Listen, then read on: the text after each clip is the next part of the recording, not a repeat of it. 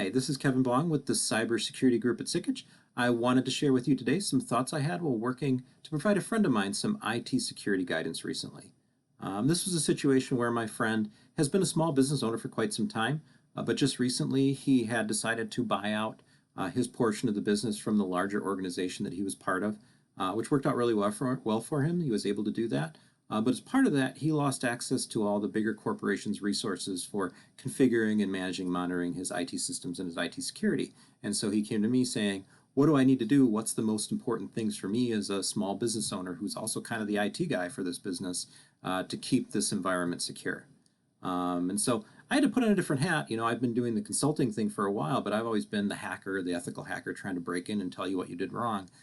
So to think about for some really small business like this, what's most important, what do you really need to do, was a little bit of an exercise for me.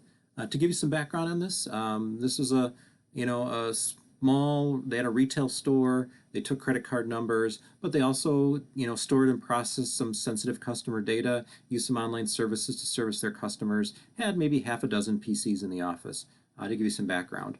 And so, in looking at this, I've come up with kind of 5 key IT security tips that I provided to him and I'd like to share with you. The first one was keep it simple, stupid. So, for me, this is making sure all your computers only are configured to do what they're supposed to do. So, starting with the same version of Windows on all your machines. He had some machines with Windows XP, with Windows 2007, with Windows 10. I said, okay, we'll start with, reformat and reinstall those with just Windows 10 so they all look and act the same. And they've got a clean install with no extra software that you don't understand. And that's really the keep it simple approach. And then on top of that, set them to automatically apply all their security patches. So if you've got Windows on there, automatically apply those Windows patches. If you need software like Adobe or a Chrome browser or Java, if you're installing stuff like that, configure those things to install their patches automatically too. That's the keep it simple, stupid. The second one is to install a good endpoint security product, ideally one with a cloud-based control. You don't want to just use the pre-installed Microsoft Windows Defender, or if it comes from Best Buy with a demo of some antivirus on it, don't use that. There's a number of good commercial antivirus products out there. You can do some research online. Look for one that you can buy, a 5 or 10 pack. Do cloud-based controls so that once you configure or install the antivirus, you just have to log into a website to see that all your machines are registering and calling home and have their antivirus updates and don't have any viruses installed just from one web page control panel. Really nice way to control that, have that kind of third-party endpoint antivirus product managing that for you. The third one, don't mix work and play. I went into this store and saw that the employees, in addition to doing all the normal work stuff on these computers, they maybe were checking their email during downtime, shopping on Amazon, looking things up on the web, and that's really scary. You don't want any type of that non-work activity going on any of those work computers, because that's how a lot of the viruses or phishing attacks or things like that can happen. So prohibit employees from doing any non-work functions. Maybe if you really want them to have that capability, grab an extra laptop and put it in the back table on the guest wireless, and that's where they go to do that kind of stuff. But all the work computers are just for work functions.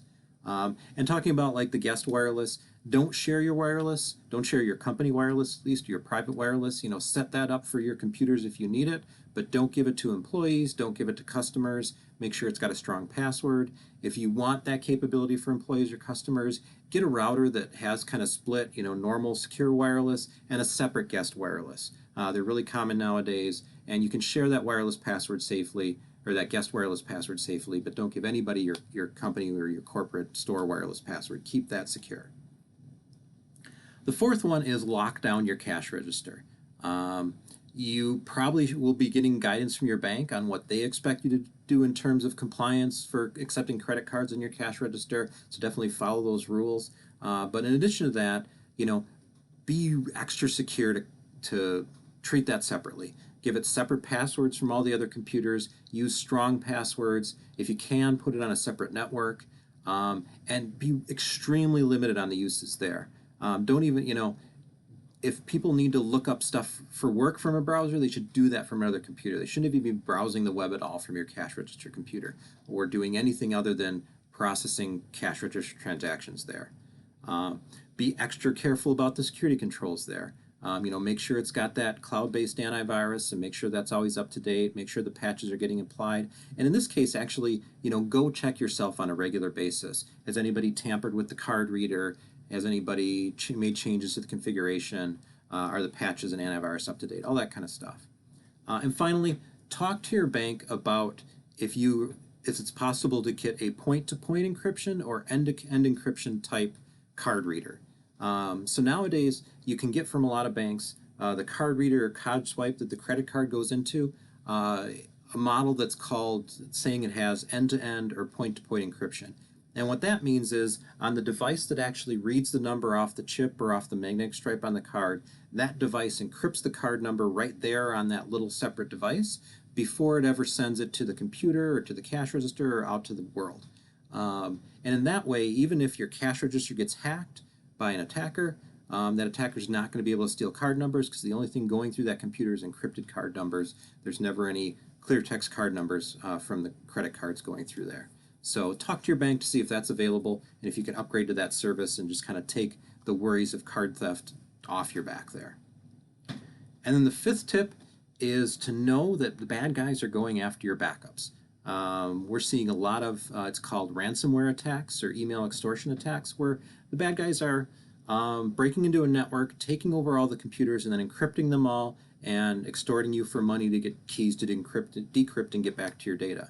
Well, these attackers are pretty smart. Before they start encrypting everything, the first thing they do is go figure out where your backups are. Are they on a backup server? Are they on a file share? Are they on a USB drive plugged in one of the computers? Whatever it is, they're going and finding that and encrypting that or destroying that first and then encrypting everything else. So that when you come in Monday morning and find that the bad guy's been there encrypting things, you don't have a backup to restore from and you have to pay them the ransom to get your stuff back. So be aware of that.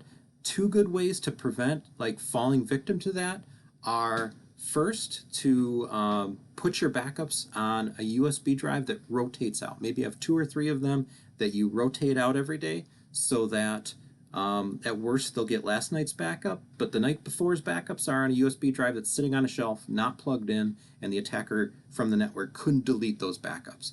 So have your backups offline on a tape on a shelf or on a USB drive on a shelf, something that's not connected to the computer or the network. The other alternative is cloud-based backups. A lot of these cloud-based backup services back up your data to the cloud, and then if you want to log in to view that data or delete that data, you'll need multi-factor or multi-step authentication, where you have to get a code on your phone or something like that to log in.